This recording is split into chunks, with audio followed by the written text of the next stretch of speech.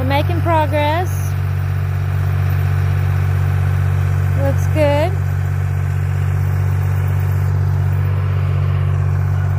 We also found our water line and had to replace this. That was fun yesterday.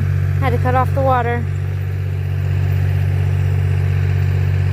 But at least we'll have a new water hose faucet in the middle of the yard right next to the pond. That's a plus side. But yeah, I think it's going to turn out great. We'll have a deep side over there. It'll taper off. We're going to dig kind of like a trench through the yard, so when it does rain, it can funnel to the pond area. That's the goal anyways.